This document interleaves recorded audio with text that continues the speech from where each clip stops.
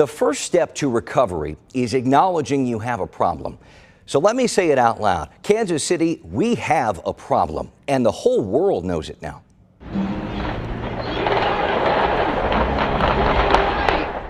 The Parade Day shooting outside Union Station thrust the debate over gun violence into the stratosphere. Teens and young adults are now charged, accused of killing a woman and shooting nearly 24 more people, many of them kids, after police say a fight got out of hand. Kansas City's police chief was quick to defend our hometown. This is not Kansas City. I'm angered by what happened. We were here for a safe celebration, and because of 2 bad actors or more, it is why we're standing here today. The chief's comments drew some criticism because, unfortunately, this is Kansas City, and it has been Kansas City for a while now. Young people getting into a fight that turns to gun violence, sadly, isn't new. Less than a month before the rally shooting, 6 people were hurt in a shooting inside Crown Center. The result, investigators say, of a fight between 2 groups of people. 5 of the 6 people hurt there were their late teens to early 20s. This is not what we want Kansas City to be, but it's the reality of the situation right now. Gun violence is a problem here. These shootings come right after Kansas City's deadliest year. 182 people fell victim to homicide, surpassing a record set just 3 years before. That is the truth. And judging by the crowds we've been seeing lately, it is widely acknowledged now as an unacceptable truth. Several rallies and community conversations have spilled into parks and churches, town halls and board meetings these past 11 days, filled with people demanding something be done. You got to have a call to action. You can't just have something happen like this and not do something. It is a growing call to action, too. Folks are fed up. They're hurt. They don't want to live in fear. And again, this isn't just about the violence at the rally. This has been a problem for a while in Kansas City. In fact, we planned on discussing the issue here once again on the broadcast, even before this latest shooting. I sat down with Mayor Quinton Lucas before the Super Bowl to discuss what needs to happen to make sure this reality we're living right now isn't Kansas City in the future.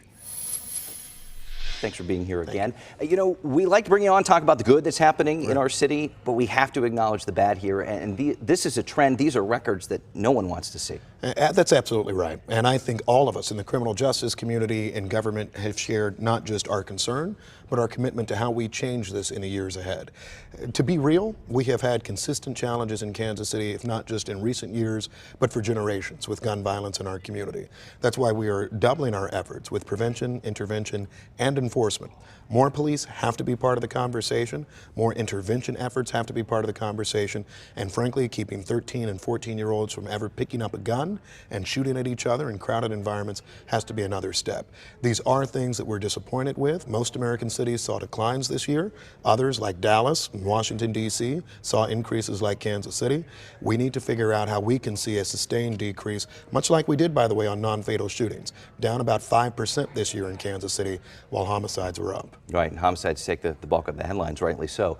You've said, when you've talked to us before, that you take personal responsibility in many ways, is how you word it, when it came to the violence. What did you mean by that? How can the city do better? I think part of the problem with Kansas City is that we're vastly too disjointed in terms of how we address these issues. We have a state-appointed police board of commissioners. There's a prosecutor, there's a mayor's office, there's a police chief, and I think it is a very fair criticism of anyone to say it seemed like each person was existing in their silo, and perhaps occasionally there's blame being pointed. What we need to actually do is say, you know what, it is all on us. It is on me. It is on all of us to try to come together. I think in this year's budget, we have discussions about how we're working to come together. I think all of us are now saying, you know what, it is not an either or. It is not just a superintendent of schools or a police chief or a mayor or frankly any type of finger pointing idea. If there is a weakness of 2020 in that era, and I was around then and several of us were, it's that everybody got a little too political, got a little bit too into their wheelhouse with it. What I'm interested in is how we make a difference, and I think that's the commitment you're seeing today from city government and PD. Just means more funding to some of these programs? You know, it does mean more funding to a number of these programs. The first programmatic effort is one that I think people have known for years, and that's the Kansas City Police Department. We are looking to make sure that we can recruit more officers, and candidly, that has been a challenge for us, not just in Kansas City, but in major American cities. In the most recent budget, you are seeing a proposed increase from $50,000 a year for a starting salary to $65,000 a year. In 1 year, a $15,000 a year increase. pay raises and salary increases for officers at every level that far outpace other city employees. We want to say to our officers in Kansas City, we are committed to you, we want you to succeed, we want you to be well compensated, and we want you to be among the best compensated in this entire region given the dangers that you face. In addition to that, a number of people have talked about issues with 911 call takers. I myself and my own family have been impacted by that. We're proposing a one-time $2,500 pay incentive for those who will stay on or those who will come to KCPD. We understand that these are generational problems, but they don't need generational solutions. We have to act now to try to stem this crisis. Those are just a few of the steps. On prevention and intervention, that still matters too. You can have all the officers in the world, but if you still have social conditions that lead to someone solving issues with gun violence, there are going to be concerns. You'll continue to see city commitment in those efforts as well. Does that mean bringing in other departments you might not think of? It does. To It does. You know, I think what we've recognized is that if you just have one department, if you're just talking enforcement, then it doesn't get it done. And frankly, if you look at other cities that have had dramatic decreases in homicides, the city of St. Louis that's gone down about 100 homicides since 2020 per year, the city of Detroit, the city of Baltimore, cities that still have more homicides typically than us, except for St. Louis, but cities that have actually looked at co-responder models, i.e. using more social workers on issues that don't need law enforcement responses. You have them doing more investments like we do sometimes, but not enough parts of the cities. And how do we invest in neighborhoods? How are we doing housing improvements? How are we mentoring young people? Those programs work. Those programs matter. And frankly, they're not just some soft on crime efforts. I think what we can do in Kansas City is walk and chew gum.